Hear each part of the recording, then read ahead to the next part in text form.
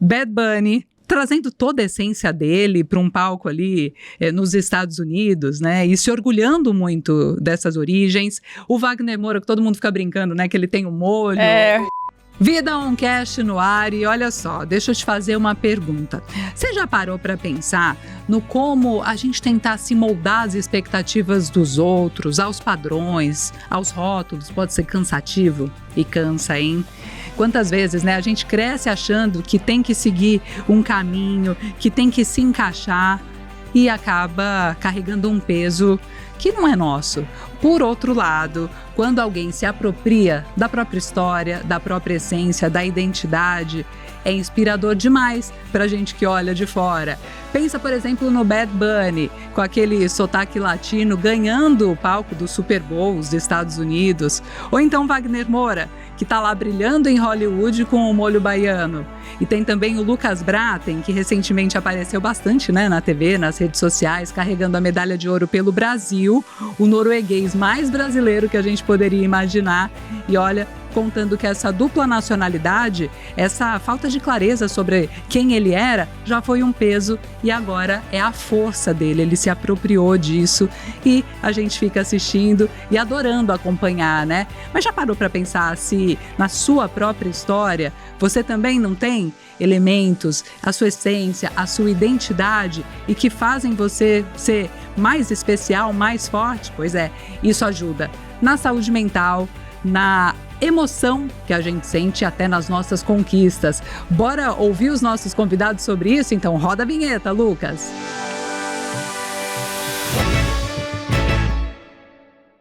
E deixa eu apresentar as minhas companhias, mesa cheia. Tem uma carinha aqui que vocês vão reconhecer, tenho certeza que muita gente estava com saudade.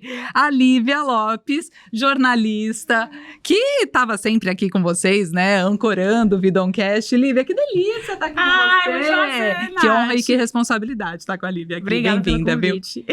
Na frente da Lívia, quem você está vendo é a Débora Floriano, que é gerente comercial. Bem-vinda. Isso, obrigada. É a primeira vez aqui, primeira né? Vez. Ah, que delícia. E Carlos Valentim, psicólogo, já esteve por aqui, então bem-vindo de volta. Sim, obrigado, é um prazer estar a casa novamente. E a gente vai falar de um tema que eu acho que vai fazer muita gente parar para pensar, né? Olívia, todo mundo é resultado de experiências, né, de vivências, de mudanças, de encontros ao longo da vida. Quero saber da tua trajetória quando você olha para trás, assim, que transformações foram te ajudando a ter uma clareza de quem você é? Olha, eu acredito que... Eu estava conversando esses dias com uma amiga minha, a gente falando que a única certeza da vida é a mudança, né? Então, você gostando ou não, você vai passar por mudanças. Então, é melhor a gente, pelo menos, escolher como passar por elas de uma maneira mais leve. E as minhas mudanças acompanharam muito os meus ciclos profissionais, né? Tá. Então, eu lembro que, mesmo nova, eu ali com 19 anos, eu já queria sair do interior para eu estudar na capital, porque eu fazia letras e queria fazer jornalismo. Então, eu fiz uma reunião em casa e com 19 anos eu falei, eu quero ir embora. Eu também tinha esse fogo para sair de casa, Só Lívia. que eu não lembro de ter ali no meu entorno nenhuma pessoa que olhasse e falasse, eu quero fazer isso porque essa pessoa também fez. Era inerente a mim. Né? Isso. E as transformações, às vezes, são inerentes a gente, mas também são inerentes às nossas escolhas, né? Tem gente que acha que já nasce voltado para querer, né, ter esse fogo, mas tem gente que, às vezes, a vida impõe. No meu caso, eu fui escolhendo ali as mudanças. E à medida que eu fui mudando, eu fui vendo que eu poderia, embora eu estivesse mudando por conta da minha profissão, aproveitar esses meus ciclos de experiência para agregar repertórios na minha vida. Então, não era só uma mudança de cidade, nem de ciclo profissional. Eu conhecia novos amigos, eu tinha novas relações. As relações começavam, as relações terminavam. Eu aproveitava muito para viajar. Então, eu fui adquirindo repertórios que trouxeram essa leveza para as minhas mudanças. Então, eu nunca vi como algo pesado. Porque já que vai mudar, que eu esteja pronta, que eu esteja leve. E aí, nesse processo também, eu sempre me preocupei muito com a minha saúde mental. Então, fiz terapia durante 12 anos e sempre li muito livros sobre ciência, sobre saúde mental. Então, ajudou muito também a cuidar da minha mente nesse processo, porque eu aprendi a ser protagonista da minha vida, mas também tomar as decisões ali certas de maneira leve e madura. Em quantos lugares você já morou, Lívia? Eu morei em 3 São Paulo é o 4º lugar que eu moro. Mudanças de estado, inclusive. De estado, então, né? De estado. Então, de estado, São Paulo, Minas Gerais. Fortaleza, Sobral, que é o interior de Ceará, Fortaleza, BH e São Paulo. Ô, Débora, você acha que quando a gente escuta, né, esse relato da Lívia, assim, de mudanças, cada mudança tem o potencial de trazer novas versões, assim, junto com a gente? E como que isso pode ajudar a gente a construir a confiança? Não é natural, não é óbvio para todo mundo, não é que necessariamente vai ser assim, né? O novo, ele assusta um pouquinho, né? Opa, se assusta. É verdade, assusta um verdade. pouquinho. Eu também tive experiências de mudar de estado, né? Na verdade, eu mudei de cidade e depois mudei de estado, né? E esse novo, ele assusta um pouquinho, porque você é uma página em branco, né? De você falar por onde eu vou, quem eu sou. É como se fosse uma nova identidade. Mas esses desafios, você se renova nesses desafios, porque você se descobre o que você nem imaginava que você era, né? Independente, pode ser uma independência financeira, pode ser uma independência até em busca de coisas novas, né? E eu acho isso muito legal. É importante, né, a gente tá dentro desses desafios, né, até porque você busca algo e nem sabe o que é. E quando você se descobre naquilo, é uma transformação, assim, gigante. E é nos desafios que vem, né? Você está no desafio, você acha que não vai conseguir. Quando você vê, quando você menos espera, acontece, né? Eu vi até de um podcast aí da Lívia, um dos podcasts, né? Falando sobre a perfeição, né? Que às vezes você chega num estado, né? Ou numa determinada função, você quer a perfeição naquilo. E você não consegue a perfeição, você consegue fazendo. Igual aqui, a gente tá aqui no bate-papo, vai ficando bom a cada momento, a cada conversa, né? É isso aí. Muito bom, muito legal. Carlos, a gente está falando aqui de mudanças, mas independentemente delas acontecerem, tem uma coisa dentro da gente, da nossa essência, que vai junto, né? Não importa onde a gente esteja morando, qual que seja o nosso trabalho. E aí eu vou trazer de volta aquela historinha que eu contei ali no começo, na abertura, né? De pessoas que chamaram a atenção recentemente. Vou elencar 3, quem tá do outro lado aí certamente vai lembrar. Deixa nos comentários, inclusive, se lembrar, né, de mais algum caso. Mas Bad Bunny, né, trazendo toda a essência dele para um palco ali nos Estados Unidos, né, e se orgulhando muito dessas origens. O Wagner Moura, que todo mundo fica brincando, né, que ele tem o molho, o tempero baiano, e que isso tá encantando lá por onde ele passa, né, em Hollywood. E nas Olimpíadas de Inverno a gente também viu o Lucas Braten, que me chamou muita atenção, ele contando de como por muito tempo foi um dilema para ele não ser 100% norueguês e não ser 100% brasileiro, afinal, quem que eu sou? Até ele falar, é isso que eu sou essa mistura, eu sou um pé aqui, um pé ali, né? Como amarrar tudo isso? E qual que é a importância também da gente não perder essa essência, apesar das mudanças todas? Sim, e é interessante porque, se você parar para pensar, eles 3 têm algo em comum, que é o que nenhum deles negou a origem de fato. Exato. Pelo isso contrário, é muito interessante, né? Porque isso mostra que você consegue chegar a lugares altos. Eles chegaram em cenários importantes, um na música, um no esporte e um no cinema, que é muito importante para a humanidade em si, para a população como um todo. E eles chegaram lá não negando a sua origem de quem você é. E isso é muito importante, porque quando você consegue ter aquela relação consigo mesmo, não negando assim as suas origens, o que você sente, o que você é de fato, isso é importante, porque não gera aquele afastamento. Então, e o contrário, tentar se moldar demais, tentar ser o que você acha que o entorno ali espera de você, isso pesa, isso pode mexer e afetar a nossa saúde mental, não? Sim, porque quando fala assim em se moldar, para encaixar em ambientes, em lugares, é muito complicado. Por quê? Porque você vai deixando de ser você mesmo. E isso gera aquele cansaço emocional. Gera aquele cansaço emocional porque você começa a viver na expectativa do outro. Exato. Então gera aquele cansaço emocional, aquela sensação de vazio e muitas vezes pode gerar ansiedade. Olívia, olhando para trás, porque você traz a sua essência com muita força, sempre foi assim? Ou teve algum momento que olhando hoje, você enxerga que você tentou se moldar, né, fazer caber para atender essas expectativas? Eu acho que como mulher, eu acho que toda mulher já ouviu assim, ai, não senta assim, né? Opa. Não senta assim, né? Seja mais assim. Então, eu sempre cresci num ambiente de família muito saudável, mas fora eu ouvi, ai, meninazinha não pode fazer muito assim. Só que eu acho que era de mim, eu ia fazendo e fui crescendo e fui também entendendo que eu não era só uma coisa, né? Uhum. Então, eu era uma menina, mas aí eu tava escolhendo a faculdade de jornalismo, mas eu também podia gostar de fazer outras coisas, né? Eu acho que é o caso também desses 3 nomes que o Carlos trouxe aqui, você também, que eles são, um é do cinema, mas também de repente ele pode escolher ser outra coisa. Outro nasceu em Porto Rico, mas tudo bem também ele escolher morar em outro lugar. Os nossos repertórios, eles vão compondo quem a gente é. Isso. E eu acho que a chave principal disso tudo, que eu acho que é um tema central, é o autoconhecimento. Porque quando você se conhece, você vai conseguindo ser ali quem você é e você vai gastando energia nisso. Porque se a gente gasta energia tentando ser quem a gente não é, a gente não tem energia pra gente se relacionar, pra gente trabalhar, pra gente se cuidar, pra gente às vezes até fazer um treino, né? Pra gente criar, né, nos nossos ambientes. Então, eu acho que todo mundo já nasce ali com pintadinho de alguma coisa, mas para mim a chave central é o autoconhecimento. Quanto mais cedo você poder começar a trabalhar isso, melhor. E é claro que se você construir uma vida cheia de mudanças, nem que você não queira, você vai ter que se conhecer, né? Exatamente. É muito autoconhecimento, né? Tá com você, né?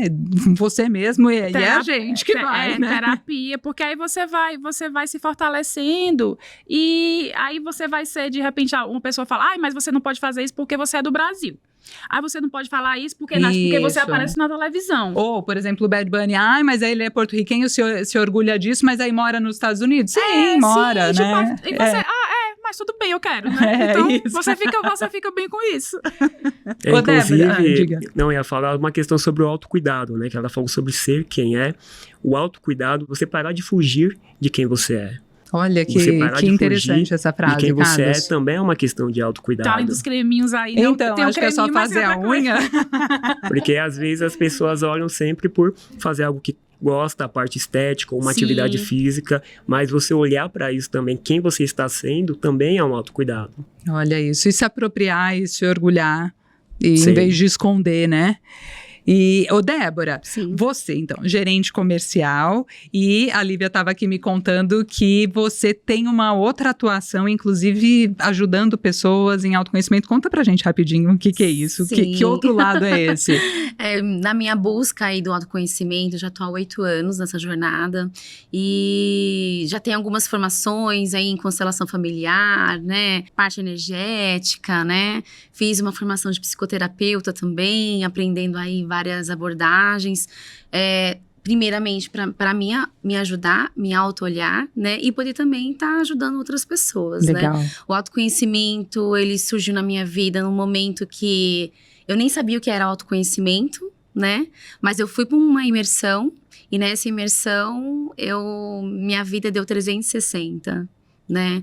Então, no meu trabalho, eu passei a falar melhor, a me expor melhor, fui promovida, sabe? Na minha vida pessoal, desamarrei coisas que já estava por muito tempo por conta da família, né? Porque você fica assim, não posso me separar, não posso fazer tal coisa. Você fica ali preso a certas situações porque achar o que as pessoas acham. Mas, na verdade, o peso está na gente, na forma como a gente olha para aquilo, né? Porque, na verdade, as decisões que a gente tomar, a nossa família vai estar do nosso lado. Só que a gente pensa o contrário. Não, o que vão falar? Não vão falar, vão estar do nosso lado. Se a gente está bem com a gente mesmo, se a gente olha, tem um olhar diferente para certa situação, todos ao nosso redor reverbera e também aceita.